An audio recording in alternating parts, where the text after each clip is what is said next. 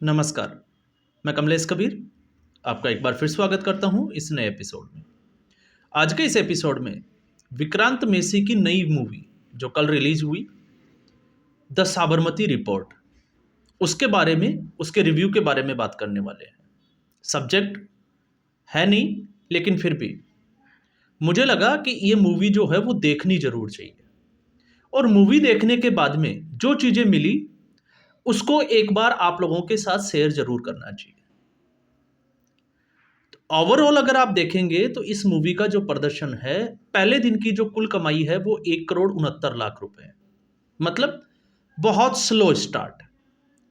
और अगर आप इसी से रिव्यू का अंदाजा लगा सकते हैं तो फिर आप जो है वो गलतफहमी में है। दूसरा, इसका रिव्यू करना क्यों जरूरी हो जाता है? जब वामपंथी और दलाल मीडिया पत्रकार अगर इसके ऊपर रिव्यू, किसी भी चीज के ऊपर रिव्यू दे और आपको इसके लिए प्रेरित करे कि आपको नहीं देखना चाहिए, तो फिर आपको वो मूवी या वो लेख या वो बुक जो है वो जरूर पढ़ना चाहिए। ये एक मेरा जो है वो सीधे तौर से सही आकलन है। अब ये मूवी क्यों देखनी चाहिए, मैं इस पे आऊं उससे पहले मैं आप लोगों को एक चीज जरूर क्लियर कर देना चाहता हूं कि ऐसी मूवी आने पर कांग्रेस पार्टी का जो इकोसिस्टम है, जो दलाल मीडिया है, वो एक्टिव क्यों हो जाता है। आपको इसको समझना है। और इसको समझने के लिए मैं उम्मीद करूंगा आप वीडियो में अंत तक बने रहें और उसके बाद में आप अपनी राय जो है वो जरूर साझा करें।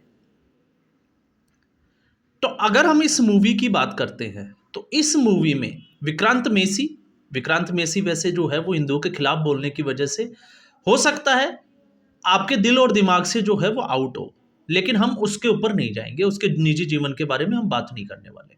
हम बात करते हैं इस मूवी के बारे में। तो इस मूवी में सबसे पहली चीज, मैं थोड़ा सा स्टोरी पे आऊं तो स्टोरी यह है कि विक्रांत मेसी जो समर का रोल कर रहा है और मनिका राजपुरोहित दोनों एक ही जिसको कहें कि मीडिया चैनल के लिए काम करते हैं।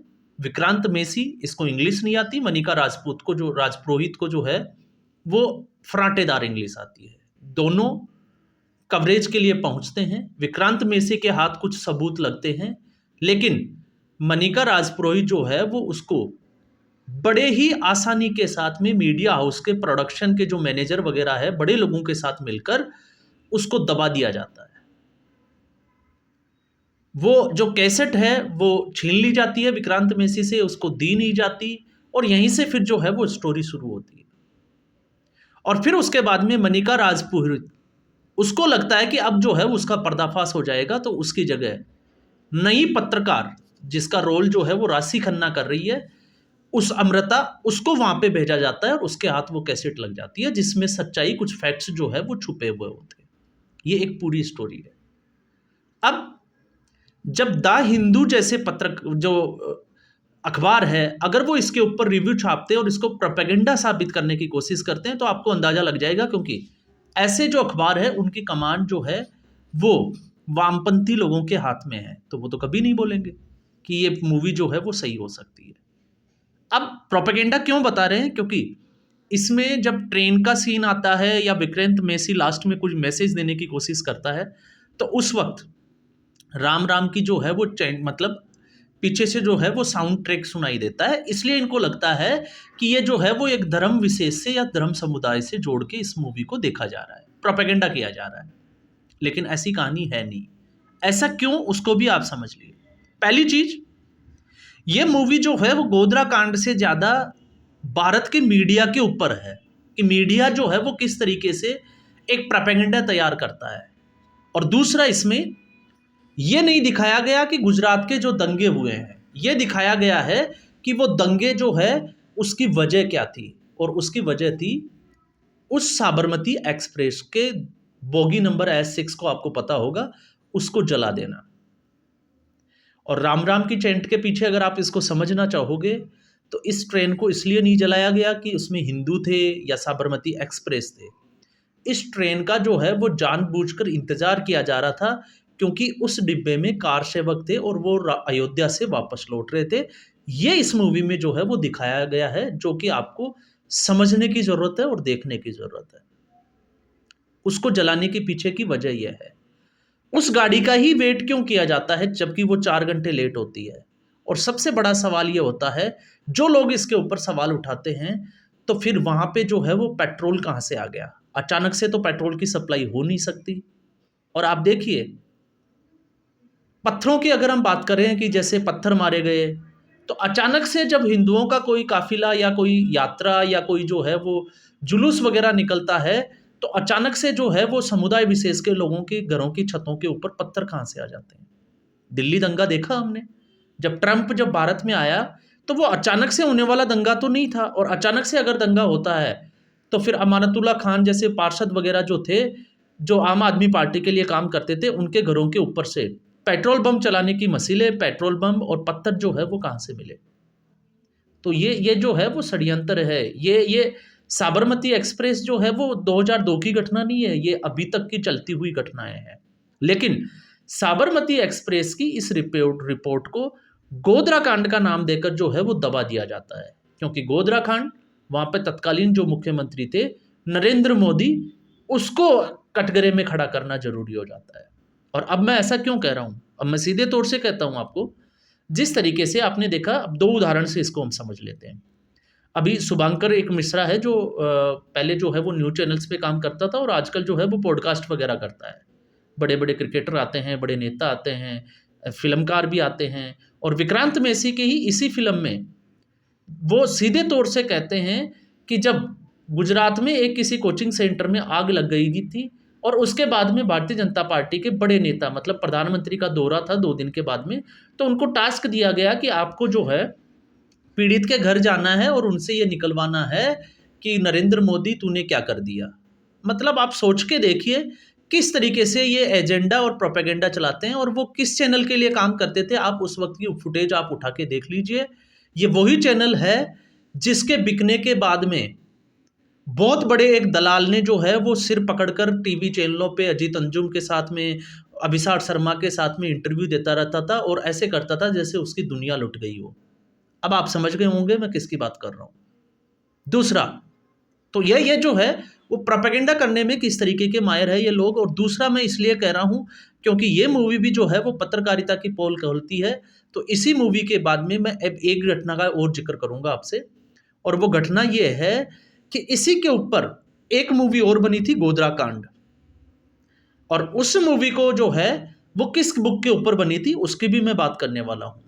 और गोधरा कांड जो है anatomy of A cover up, anatomy of A cover up उसका जो है वो पूरा नाम है। ये किताब लिखी थी अयूब राणा ने। अयूब राणा नाम से आप समझ गए होंगे कि ये किस समुदाय का जुड़ा हुआ है। और इसने एक नकली जो है वो निर्माता निर्देशक बनके, जिसका अपना नाम रखा मैथिली गुप्ता, 6-7 महीने तक जो है वो वहाँ पे जो गोधरा के आसपास की जगहों पे इसने जो है वो स्टिंग किया, और उसके बाद में ये बुक लिखी। तो जो आदमी फ्रॉड के साथ में, इसको क्या जरूरत थी अयूब राणा बनके जो है वो ये किताब लिखता, तो ये समझ में आती है। लेकिन उससे बड़ी बात यह है कि रवीश कुमार जब इस बुक का जो है वो रिव्यू देता है और अपने ही जो फेसबुक पेज के ऊपर जो है वो अगर इसके बारे में कुछ लिखता है, तो फिर ये बात जो है वो बहुत बड़ी हो जाती है। और आप जाके देखिए फेसबुक पेज पे आपको मिल जाएगा अयूब राणा की इस बुक के बारे में। तो आप सोच के देखिए कि रवीश कुमार की अयूब राणा की जो बुक है वो गलत हो सकती है, लेकिन नानावती आयोग की जो रिपोर्ट जिसके ऊपर द साबरमती रिपोर्ट जो मूवी बनी है, वो प्रोपेगेंडा कैसे हो सकती है? आपको इसको समझना पड़ेगा। तो ये 2014 से पहले उस दलाल मीडिया की पोल खोलता है जिसके पास फैक्ट्स नहीं है। वो पूरा मीडिया जो है वो एक तरीके से नंगा है, और अपने आप को ढकने के लिए जब ये फंसता हुआ नजर आता है और उसको लगता है कि इसकी पोल खुलने वाली है, तो फिर ये गोदी मीडिया का बहाना बनाकर उस पर्दे के पीछे छुपने की कोशिश करता है। जब आप फैक्ट्स की बात करते हो, मैं भी अगर फैक्ट्स की बात करूंगा तो ये लोग बोलेंगे कि आप गोदी मीडिया से हो, आप बीजेपी के दलाल पत्रकार हो। और इसको अगर ये इस तरीके की बात करते हैं तो आप समझ लीजिए कि तीर जो है वो निशाने पे हैं, और तीर निशाने पे हैं इसका मतलब ये लोग नंगे हैं, और ये आपके इस पर्दे के पीछे गोदी मीडिया के बहाने जो है वो छुपने की कोशिश कर रहे हैं। और यही इन लोगों का हाल है। पॉलिटिकली हम चुनावों में इनका क्या हाल है उसकी हम बात करते हैं, लेकिन इसके लिए मुझे कल से इस मूवी के लिए जो है वो बनाने, इस वीडियो बनाने के लिए जो है वो लगभग जो है वो 10 से 12 घंटे का टाइम जो है वो स्पेंड करना पड़ रहा है। क्यों करना पड़ रहा है? क्योंकि इसको समझने के लिए आपको कुछ और फैक्ट्स के लिए भी जाना पड़ेगा। जैसे दूसरे फैक्ट्स की अगर हम बात करते हैं, तो आपने देखा कि जिस तरीके से इमरजेंसी मूवी का विरोध किया गया, क्यों विरोध किया गया? इसी इकोसिस्टम के द्वारा, दलाल मीडिया के द्वारा उसको जो है, क्योंकि उसकी एक्टर जो थी कंगना राणौत थी, उसकी डायरेक्टर जो है वो कंगना राणौत थी, और इनको डर था कि ये कांग्रेस पार्टी को एक्सपोज कर देगी। तो बहाना क्या था?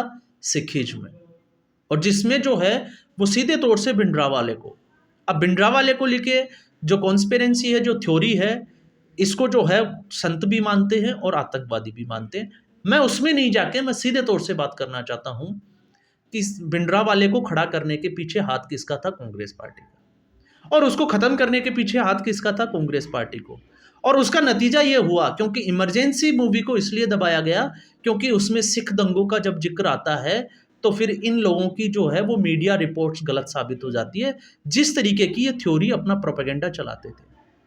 और जब मैं ये कहता हूं तो आप मान के चलिए ये किस तरीके का एक वो हो सकता है कि कांग्रेस पार्टी ने, जब आपको पता है एक जो कमलनाथ और दूसरे जो आपको पता होगा, आई थिंक टाइगर या कुछ ऐसे कुछ नाम से जिनका नाम आता है, मैं अभी स्किप कर गया, तो जब उनका नाम सीधे तौर से आता है और फिर भी पंजाब में जो है वो लोकसभा चुनावों में लगभग 7 सीटें कांग्रेस पार्टी जीत जाती है, तो फिर इनको लगता है कि इनको प्रोपेगेंडा जो है वो सही तरीके से काम कर रहा है।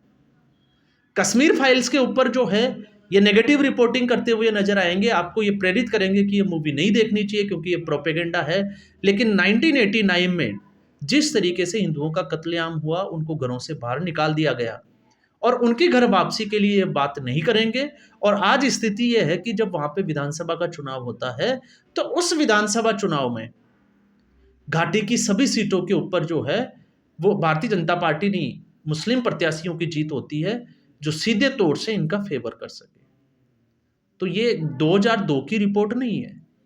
इस रिपोर्ट के बाद में अगर आप अयूब राणा की उस बुक को पढ़ना पड़ेगा आपको, जो कि मैंने पढ़ के देखा, उसमें इस तरीके से जो है वो प्रोजेक्ट किया गया है कि वहां पे गुजरात में जितने भी जो एनकाउंटर हुए जिसमें मुसलमानों के अगर किसी के नाम आते हैं तो उनका एनकाउंटर इसलिए कर दिया गया क्योंकि नरेंद्र मोदी जो है उनकी हत्या की वो साजिश करते हुए जो है वो पाए गए थे। ये उसको जो है वो नाम दिया गया था, जबकि उसके पीछे की कहानी कुछ और बताती है ये बुक। तो ये किस तरीके का प्रोपेगेंडा है? आप एक तरफ अयूब राणा को जो है वो सही मान लेते हैं, और अगर वो इतना सही था तो अयूब राणा बन के अगर वो स्टिंग करता और उसके बाद में अपनी बुक लिखता तो मुझे लगता है कि हम उसकी बात कर सकते थे। लेकिन पहले ही जिसके नाम पे आज कितने अब्दुल जो है वो अपना नाम बदल कर लव जिहाद कर रहे हैं, तो फिर इसमें जो है वो कहीं भी कुछ भी जो है वो गलत नहीं है। तो इसलिए मुझे लगता है कि ये मूवी आप लोगों को जरूर देखनी चाहिए। इसलिए नहीं क्योंकि जिस तरीके से कहानी इसकी होनी चाहिए थी उतनी दमदार पर्दे के ऊपर ये नहीं उतरी है, लेकिन फैक्ट्स जो है वो पूरा अपना इंटैक्ट रखते हैं, फैक्ट्स के ऊपर आधारित मूवी है। इसके अलावा इसमें जो है वो धीमी हो सकती है, जिस तरीके का थ्रिलर मूवी में होना चाहिए था, दर्शकों को बांधने वाली इंटरवल तक, इस तरीके की ये मूवी जो है वो साबित नहीं हो पाई जिस तरीके से विक्रांत मैसी की छवि थी। हालांकि इससे पहले मैंने कोई मूवी विक्रांत मैसी की देखी भी नहीं, ये पहली मूवी थी जो मैंने देखी और उसके बाद में मुझे लगा कि इस बारे में जो है वो आप लोगों से जिक्र जरूर करना चाहिए। तो ये मूवी प्रोपेगेंडा है, लेकिन प्रोपेगेंडा वामपंथियों के लिए है क्योंकि उनकी जो है वो इसमें धोती उतरती हुई नजर आती है और वो इसके पीछे जो है वो छुपने की कोशिश करते हैं कि किसी भी तरीके से प्रोपेगेंडा इस मूवी को साबित कर दो। और हम और आप लोगों जैसों की कमी देखिए कि अगर किसी भी सलमान खान की या कोई शाहरुख खान की कोई मूवी आती है जिसकी कोई स्टोरी नहीं होती, कोई फैक्ट्स पे नहीं होती, आप उसका कलेक्शन देखिए। और फिर ऐसी मूवी जो फैक्ट्स पे आधारित है और सिर्फ हिंदुओं पे है, इसलिए इस मूवी का जो कलेक्शन है एक दिन का वो देख लीजिए, तो आपको अंदाज़ा लग जाएगा कि सच्चाई क्या है। और मुझे लगता है कि आपको समझ में भी आया होगा।